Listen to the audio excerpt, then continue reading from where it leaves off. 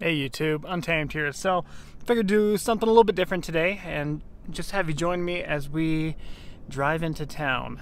So got a couple topics I'm going to throw out in this video, and really I'm doing this because some of you guys had asked me to do it. Hey, can we get some POV videos of you driving the Lexus? So this is my, for those of you who don't know, this is my 23 Lexus LX600 F Sport.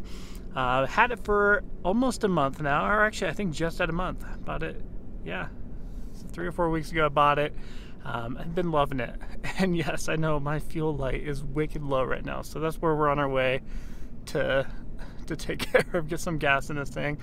And, you know, naturally a Starbucks coffee because, well, Lexus. So, guys, I want to talk about a few things today. One of them being a confession. So, legitimately, yesterday I was this close, well, you can't see that close, to buying a 2021 Toyota Tundra TRD Pro, a Lunar Rock Tundra TRD Pro with 10,000 miles on it. I was going to buy it for $56,500 is what I was going to pay for it.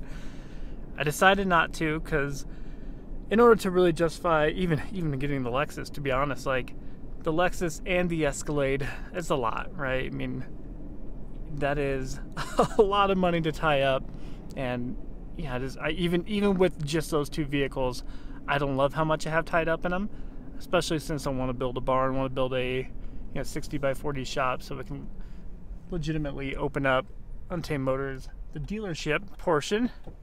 Guess I don't want to California roll light while I'm doing camera, huh? So, yeah, there's more kind of dreams on the horizon, but you can't do it with all your money tied up. So why did I even consider it? I got a pretty good trade value for that Escalade, so it would have been me swapping out the Escalade, right?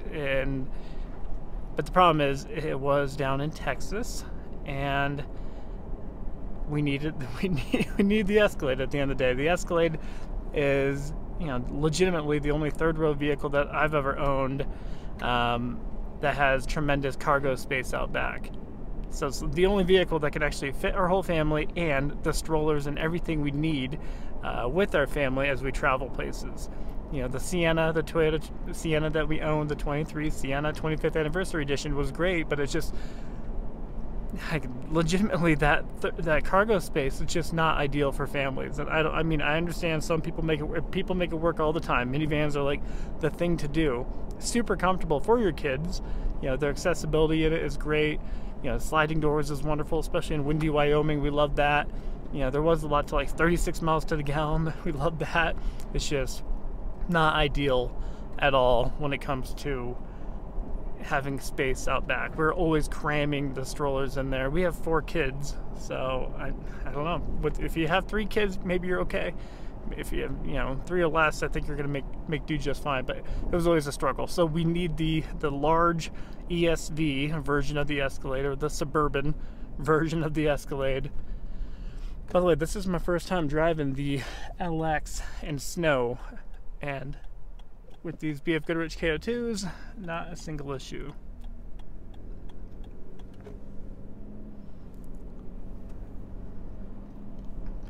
So I decided against it. Mrs. Untamed and I, we talked about it, even though she agrees that it is nice having a truck, especially during winter for some reason. Like, we like having a truck, something we could throw the dirty stuff in the back of it, run it to the dump, throw the lawnmower in the back of it. That's always my example. But throw something that you would not feel comfortable throwing in the back of a cargo space of a SUV, right?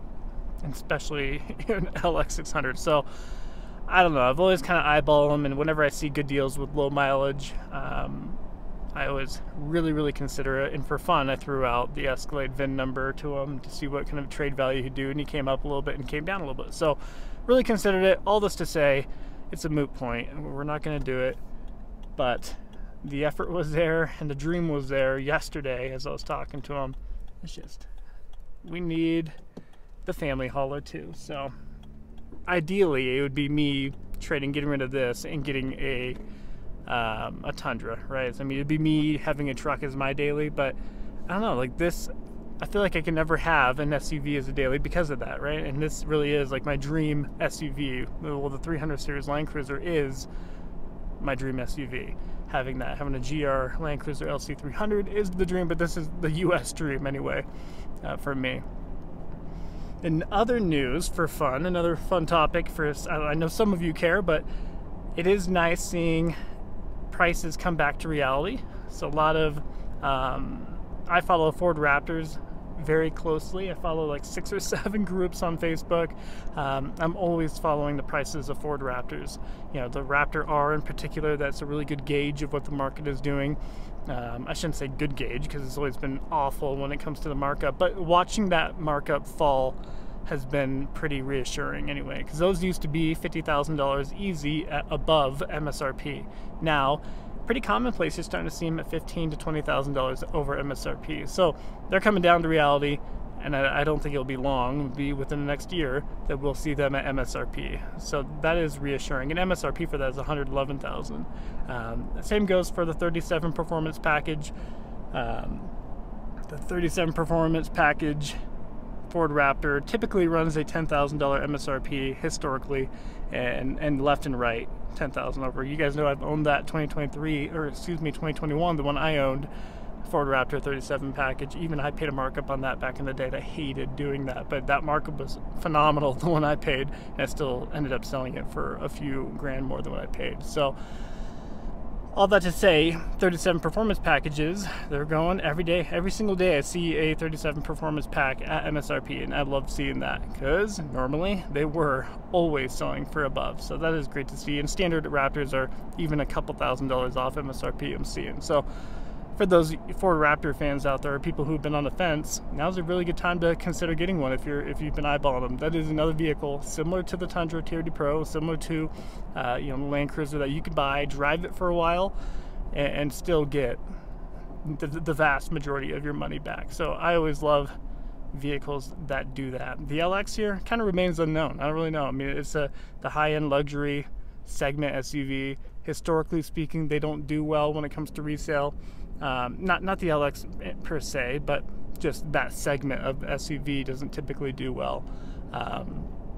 Hopefully the LX will do a little better just because they make so few of them. They sold, I think, 3,500 LXs total last couple of years, roughly, give or take. So that's pretty cool comparatively to what you'd find in a 4Runner, which is 115,000 to 145,000 units sold. So, but that's the difference between the price point ultimately. Matthew Perry died. How about that? I saw that this morning. That's pretty sad. You know, watch Friends growing up quite a bit, as I imagine many of you did as well. So it is super sad to see Matthew Perry pass away. I don't really normally get caught up in the whole, you know, making it extra sad when it's a celebrity, but you know, Friends was a great show, and he was so young. That's why that is sad. 54 years old. Yeah, and I see that. Even the other day, I saw a post of, who was it? Bruce Willis. Bruce Willis, 68 years old, and I think the title of the post was, you know, Bruce Willis now officially no longer verbal, right? So no, he can no longer speak because, you know, his illness is affecting his cognitive ability, right? So he can no longer speak and be coherent, which is very sad as well. 68 years old for him, I believe. Oh, there's one more. Oh yeah, and I watched a documentary just like 2 days ago, the Michael J. Fox documentary for fun on, I think it was Apple TV. And normally I don't watch documentaries either, but that one, I just found that to be, it was a really good documentary. It's not sad, it's just sad to know that. I didn't realize Michael J. Fox was only, I think late 20s when he found out his diagnosis for Parkinson's disease. So I'm gonna hop out here, let you watch the carnage of filling up the LX for fun.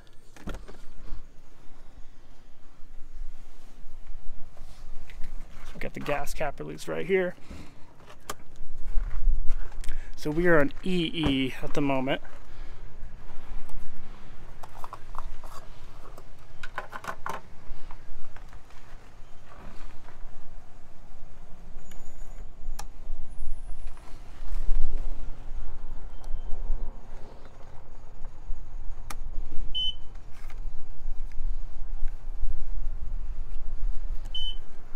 Okay.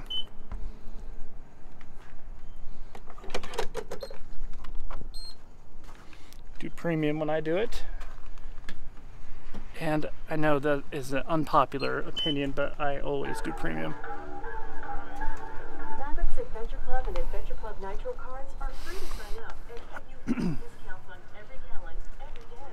Go to maverick.com or use the Maverick app to activate your account and start saving. So anyways, back to my point. It's pretty sad to see just, you know, how short life can be, even for the celebrities, right? You know, getting Parkinson's in your late 20s. Obviously, Michael J. Fox lived a great life after that, and he's continued to live a great life surrounded by a wonderful family. So that's cool and reassuring to see, but that's not, you know, you start losing it early on. So it is a reminder to take advantage of every moment we get, and, you know, being a dad of 4 kiddos, really to take advantage of all my time with them. So I know there's other dads who watch this channel, and I think that's the good takeaway there. We'll shift gears to something more positive. So I am a football fan. I don't know about you guys, so let me know who your teams are, whether it's college or NFL, or if you're an MLB fan, let me know what's your team. I don't really have a college team. I never really followed college ball.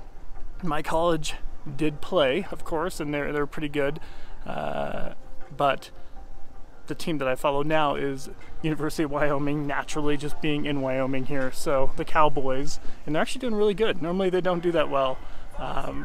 Normally they're always going against teams that just smoke them and roll them and put their second string folks in, but they're not, other teams aren't doing that this year. They're actually doing really well. So UW Cowboys would be my college team at the moment, but my NFL team is Seahawks, and that's always been. I'm gonna see a downward tick in my subscribers when I convey this to you guys. But Seahawks have always been my team. I'm from Washington State, and yeah, they're not doing amazing, but they're not doing terrible either. Let's see here, where are we at? Let's just get up to. Sorry, these gas stations always scream at you now. Okay. So, let me know if there's any other Seattle Seahawk fans by chance out there. That's where we landed to fill her up, and it was on E. So probably 18.5, 19 gallon tank. Actually, no, I think this has a 21 actually. So maybe it had a few gallons left. I think it was a 21.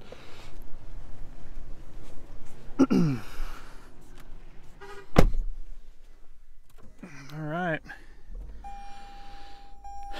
I just love the feel of this. I love the startup sequence. You got a head-up display.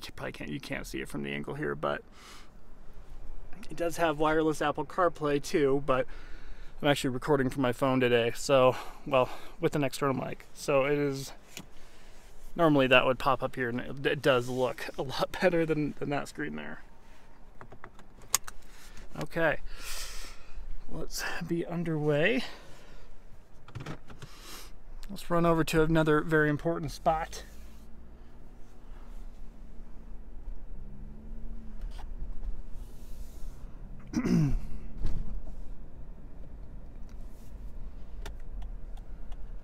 So yeah, let me know who your NFL team or college football team is, for those of you who follow that stuff. I know this last few years I have not gotten so caught up in it, especially while stationed overseas. I think that's what really kind of started. I used to be a huge Seahawk fan, huge, like almost diehard, I'd say. And then I went overseas for a few years, and you really can't watch it unless you're staying up until 2 in the morning to watch it from Italy. So it's it kind of forced me to shake it a little bit, which is good. I mean, it gives you back a lot of free time, and you don't realize how much you let it consume you until you distance yourself from it. And what I mean by that is, you know, when you watch a game and they lose, especially if it's like a nail biter to the end, like you let it ruin your day. And I became that person too, unfortunately, where at the end of the day or after the game, I'd just be in a funk until the next day, or the whole weekend really until Monday. So it is kind of refreshing not being so invested, which I'm not right now, but it still is nice to watch them on occasion when I can. The kids could care less for it, but if you have kids, you know what I mean. If they're ages 7 and younger, you got attention for about 5 minutes with them.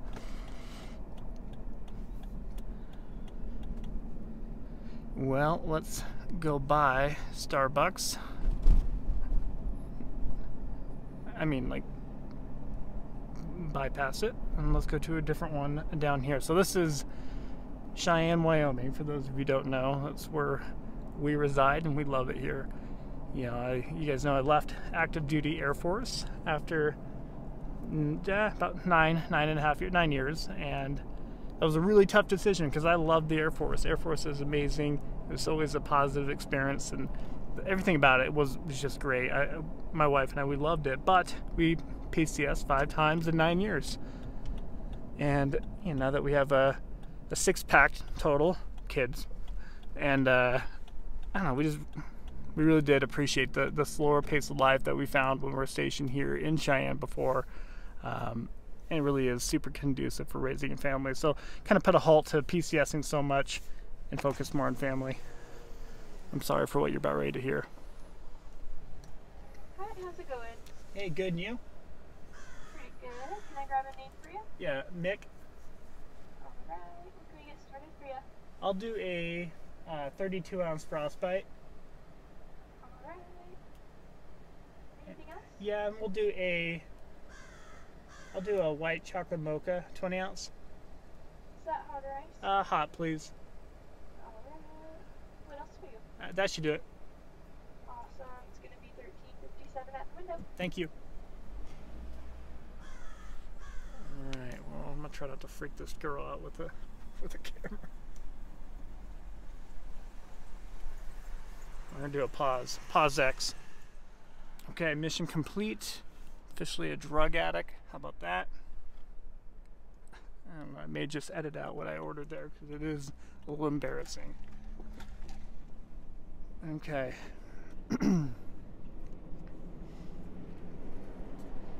Alrighty, well, so this LX here, I mean, as a parting shot to you guys as I head back home, is, and this has been such a planted vehicle. Ooh, well, gosh. So you guys are witnessing right there my newer tires, wheels and tires that I put on my KO2s.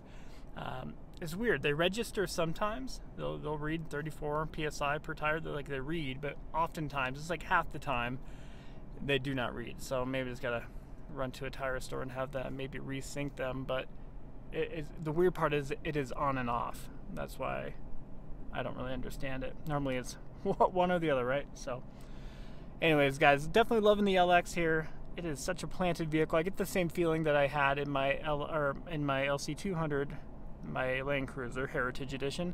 Yeah, very planted, very well put together, very sturdy vehicle. Nothing is more confidence inspiring. I've driven it some pretty inclement weather so far, with at least terrible torrential rains. I've driven it in that once, and you know, I was on the freeway, just handles everything with full confidence. No hydroplaning, as you'd imagine. And that's when I had the KO2s on. This is my first time actually putting it in snow, and granted it is a light snow, but it's handled this just fine. I haven't really thought twice about it while driving. Granted, I'm not getting too sporty either, but no slippage anyway. But yeah, guys, just want to make a kind of a drive-along video today. Nothing special, but just something a little out of the ordinary is all. Kind of showing you around Wyoming for the 18 of you that care to see that. So let me know what your thoughts are. As always, appreciate you sticking around and watching. Until next time.